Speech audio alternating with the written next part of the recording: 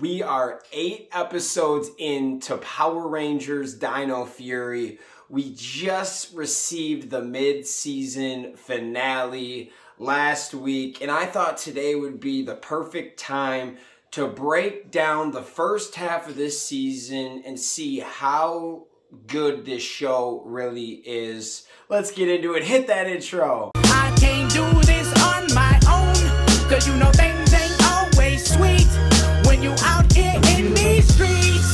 But my morpher when it morphed, I made a fake one. Yo, what's going on, everyone? Welcome to the fan club. It's your boy Dan Brosnan in the building. Welcome. We love you guys, and if you enjoy this content, hit that like, hit that subscribe button, and also hit that notification bell to stay in the algorithm. And if you guys support us, you guys want to tip us, go to buymeacoffee.com/thefanclub. You guys can buy us a coffee. A little bit goes a long way, helps us with this daily video grind.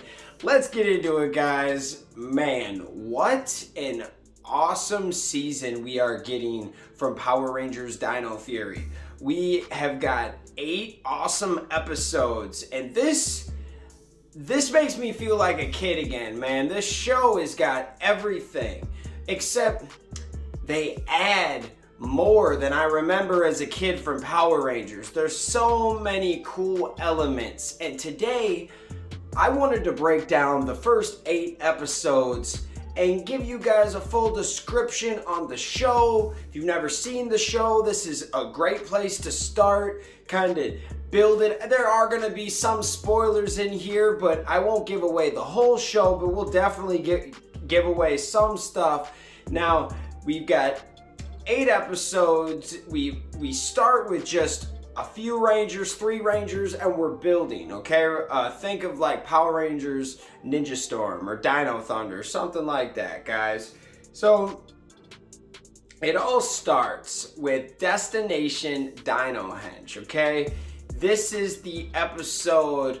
It's basically more about the Pink and Blue Ranger, Ali and Amelia, kind of finding the base and finding Solon and Zato. And what I loved about this is they didn't morph to the end, and it was kind of weird, like, and I loved that the morph made sense. They didn't just right away just do some crazy morphing sequence because they didn't know it. They were under attack, and the keys lit up, and it was cool. Like it was awesome to see how that all worked. And then Zato finally went on into it, like came out, broke out of his stasis, and it was awesome. So that was more about the Power Rangers just building the first look at these Rangers, and they only gave us 3, and it made so much sense. And Void Knight, from the first time I saw him, I'm just like, dude, this dude is a bad dude, man. He's smart. He went in there all by himself, no minions, nothing, trying to fight, trying to get his power, trying to figure out what's going on. And I like this guy, and through the episodes, you're gonna think this guy is dope, man. Okay, so then next episode, I'm not going to give you every single thing here to break it down, but in episode 1 was actually super cool. We got to see Solon, we got to meet the Rangers, we got to see Jane and Buzz Blast, and this was the episode where, like, Jane was kind of normal. We didn't know right away what we were getting with Jane, and we find out in episode 2 that she's part of like basically a Bulk and Skull duo. Some slapstick comedy. Jane was kind of normal. She had like 1 or 2 jokes in the first one, but they weren't like slapstick jokes. And then by episode 2, they kind of turned them into like a Ben and Betty type character, which I get it, man. Do I love that comedy? No, but these little kids are and my kids like this comedy, but I would love to hear, do your kids like this slapstick comedy? Because it's like 50-50. Some kids like it, some kids don't. And, us as adults, we just think it's kind of weak. But we love Bulk and Skull as kids, and that, I don't know, it's like a 50-50. You either love it or you hate it. So now we're kind of progressing into episode 2, Sporix Unleashed. This was a fun one, and can I get in? Yeah, awesome. So Ollie carries out a plan to catch Sporix without his teammates' knowledge. When monsters take advantage of his idea, Ollie realizes the benefit of working as a team. So this was technically the first, like, Ranger backstory type episode, but I think Ollie deserves a better one. This was still introducing everybody, and this was the first real Sporix beast, okay? Super cool. And it's pretty awesome to see how it unfolds with the Sporix. So they're these little things that hatch, and I guess I didn't explain it, but in the first episode, all the Sporix are with the Power Rangers in the beginning, and Void Knight breaks in and steals them, and then in a fight with the Red Ranger, he breaks the box and they go everywhere. So, and now the Sporix are back, and the Sporix are basically just monsters that are super strong that want to fight you and take over your planet. You know what I'm saying? Just like, most other Power Ranger monsters, either orcs or anything like that.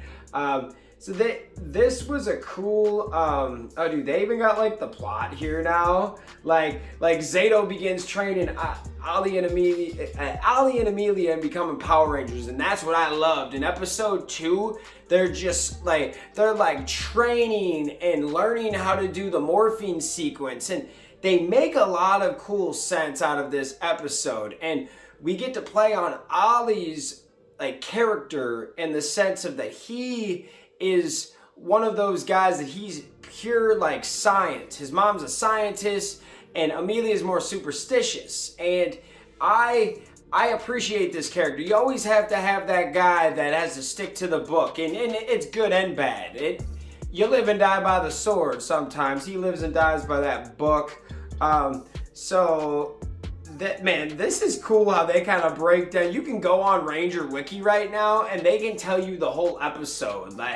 And so if you guys do want all the spoilers, I recommend that, because I don't want to give away the whole show to everybody. But long story short, with these episodes 2 and episode 2, I believe you start to get the Megazords, but you just get the red Megazord. And then now they're going to start breaking it down with the Megazords, where every episode you'll get something new till episode 6, episode 7, I believe. Yep. So then by episode 8, you've got all the Megazords finally, and it's cool how they built that up. They're trying new fresh takes. That's about as much as I'll talk about too, because I'm trying not to give away everything. Here's another one I really like, Lost Signal episode 3. So we got to learn about Ollie in episode 2. Who we haven't learned about up until this point really is the Red Ranger. We don't know much about Zato. He kind of came on late in the first episode, and episode 2 was more focused on the Blue Ranger. And what I love though is since they started with 3 Rangers, it was a Blue Ranger episode, but Red and Pink had their hand in this, okay?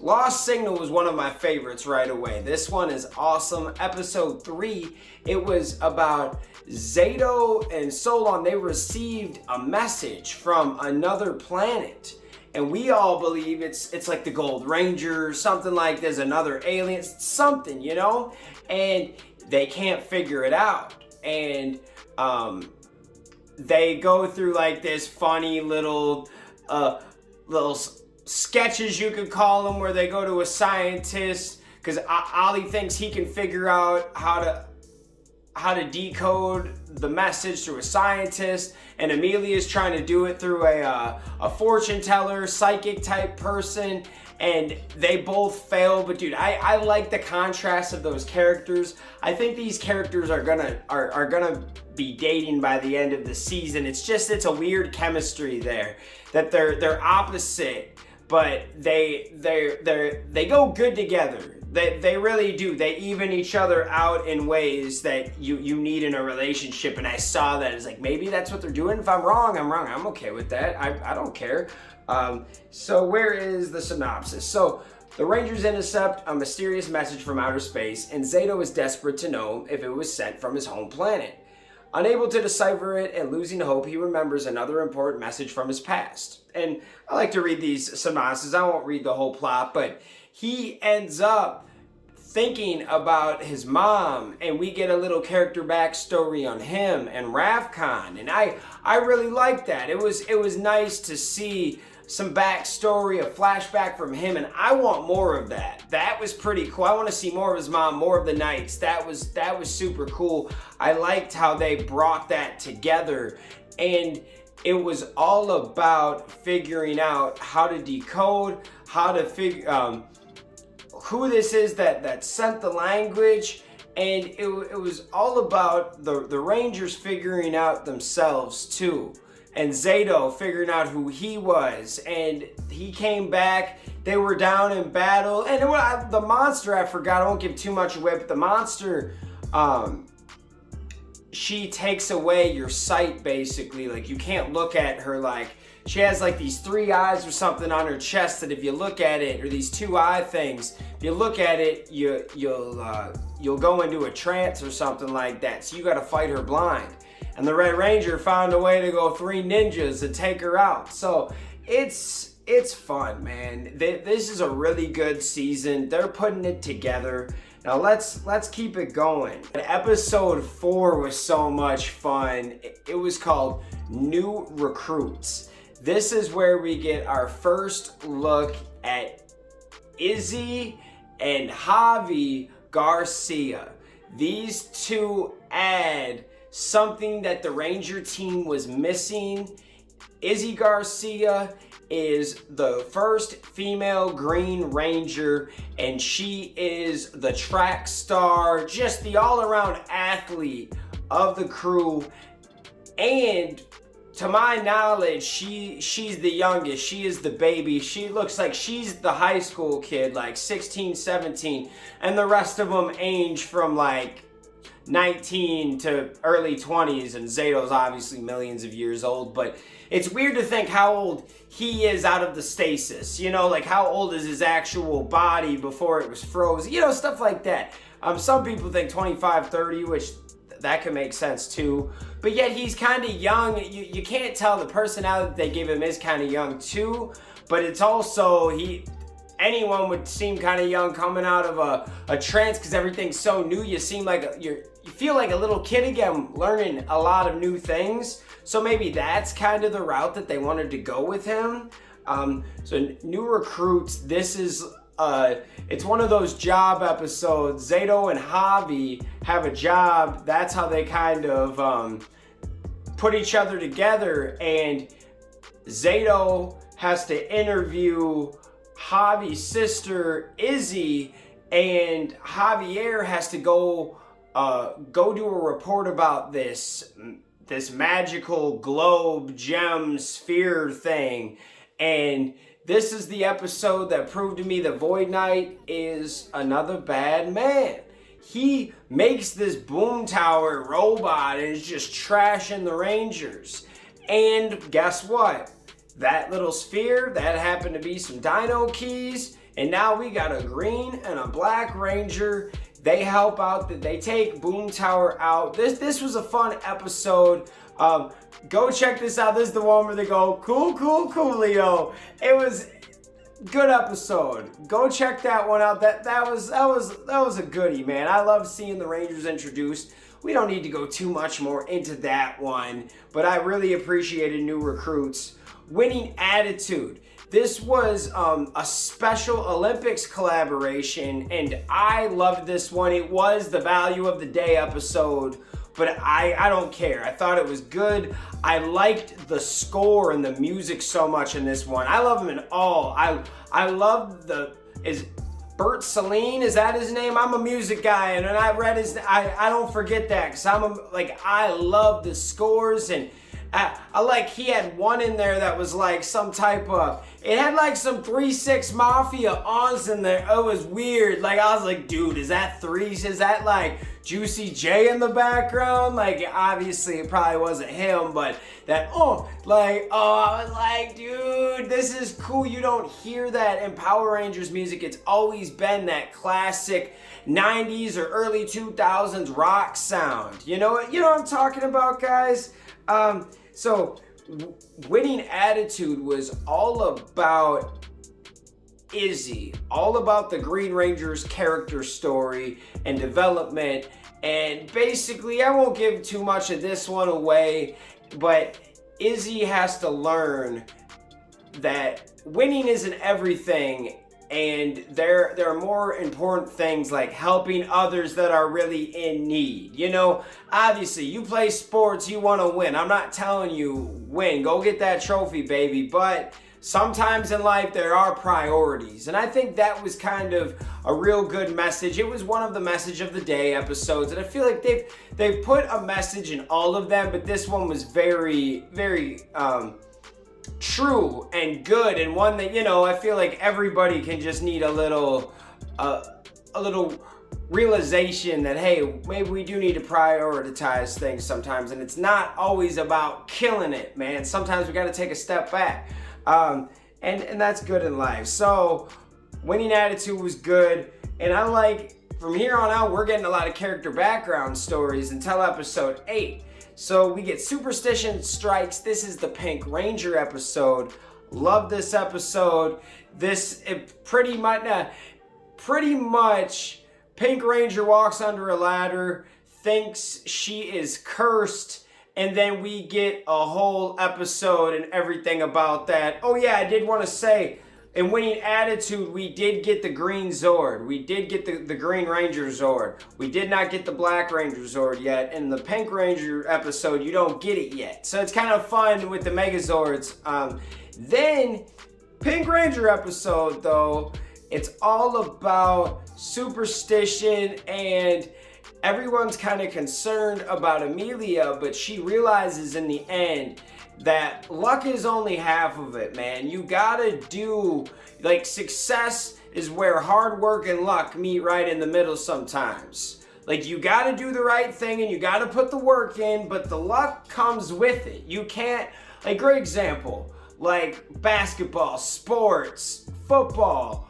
A lot of these things are luck, right? Some of these shots, some of these catches, some of them are luck, but you have to put the work in and skill in every single day to be consistent, and sometimes you get lucky because you put yourself in the right position to get lucky. So, like, it's always luck and skill together.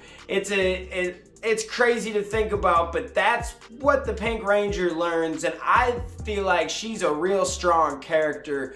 This is a real dope Pink Ranger. I love this character. She could even be like a leader of the team for an episode or two. Honestly, she's cool. Stego Search is your next episode, episode 7. Now this is Javier's episode.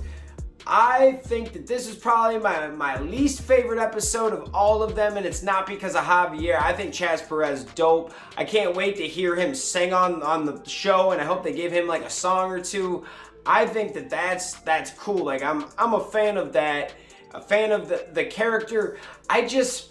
They had him be so like so emo in this one, and they didn't give him any real lines to like explain like why he's like that and why his dad is like I just wanted a little clarification. Like, it's like anytime he was trying to say something, he got cut off, you know, and we never got to really like get why are you so depressed all the time. And I get it, like we can kind of understand it, but I would love there just to be another layer there. There was just a few things in that episode that were just like, I wish we could have got a little bit more with that one, but still a very solid episode. I mean, if that's your worst episode, you guys are doing something amazing. So within 7 episodes, you get character backstories on everyone. The one that I think that could use a little bit more right now is Ollie. And even though the Black Ranger, Javi had a whole episode about him, I'd like to see more of him right away too. I just think that those two guys are the guys that we're kind of leaving out, that we know, like, Izzy got a really good episode, learned about her, she got to develop, Pink Ranger got to develop, Zato still needs more, but you know you're gonna get a Red Ranger. Like, it's the Red Ranger. You always know Red's gonna get enough backstory and lines. You know, he's the leader, man. And now that leads up to the mid-season finale, and this is where things got crazy, man. This was just unreal. Unexpected guest was the Mick Cannon callback episode. Okay, so Mick Cannon from Power Rangers Ninja Steel, he comes on in because the Nexus Prism is there. And you guys remember the Nexus Prism, it was like the prism that gave the Power Rangers Ninja Steel their powers. And it's there, no one can figure it out. The Rangers, well, Zato doesn't trust Mechanic right away, but they learn to trust him real quick once they figure out that Void Knight and Mucus and Boom Tower are trying to get him because they realize he's the shapeshifter and he can find the Nexus Prism, and they want the Nexus Prism. Now, why is the Nexus Prism here? The Nexus Prism is here because it is searching for something. We don't know what it's searching for, but us Ranger fans think it has something to do with the Gold Ranger, okay? Something to do with the Gold Ranger. We don't know what. Maybe we're wrong, but it's fun to fantasize and think about and like come up with ideas of where and why that thing is here. There has to be a reason. Why is the Nexus Prism here, guys? Now, I'm not 100% sure, but it just makes sense. It's going in water. The Gold Ranger has an aquatic Zord. Maybe it's getting the coin. It's taking it somewhere. It's waking up the Zord. Who knows what's going on? But Zato gets to use his pan power to like read its mind. And this thing, oh my God, it's alive. It's like a living thing. It shows that the Morphin Masters watch all the Rangers, which, you know, would make sense. Obviously, they're giving them powers. And it showed that they're watching the Power Rangers Dino Fury Rangers, which I thought was pretty cool. And you got some Easter eggs, like they created like all of they created the prism, they created the energems, they created now I don't know if they created the morphing grid, but they used the morphing grid to create things is what I see from it. Now I could be wrong about that. Maybe they'll go into more depth about it, but wow. Now I think the only big spoiler I'm going to talk about with this is, should we talk about Void Knight? Yeah, I think we're at the end of the video. I think that if you made it this far, you're interested. Void Knight is a very, very interesting character, guys. We don't know who he is, what he is, but we know at the end of the episode that we see a girl in a test tube in the back. He's been hiding, and she's like floating in water with tubes in her, like on some Mr. Freeze. You know what I'm talking about? And he puts his hand up on the thing and says, "I will bring you back. And my love," or something like that. So who is this? Who are these people? This is nuts. You haven't seen something like this in forever. They gave us so much in this mid-season finale, and I didn't even give away like half of the stuff. I've been trying to stick to synopsises and give you a few extra things. There's a few spoilers in here, but I feel like if you make it to the end, you're gonna get a few spoilers. So that's okay, guys. I really appreciate you guys rocking with me. Let me know what you think of this. What did you guys think of this season? It is an amazing season in my opinion. If you don't like it, let me know why. I'm not gonna hate on you. Let's talk about it. But like always, guys, thank you so much for tuning into the fan club, and we'll see you next time. Peace.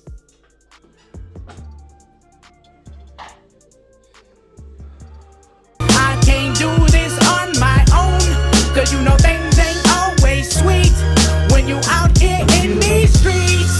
But my morpher when it morph, I made a fake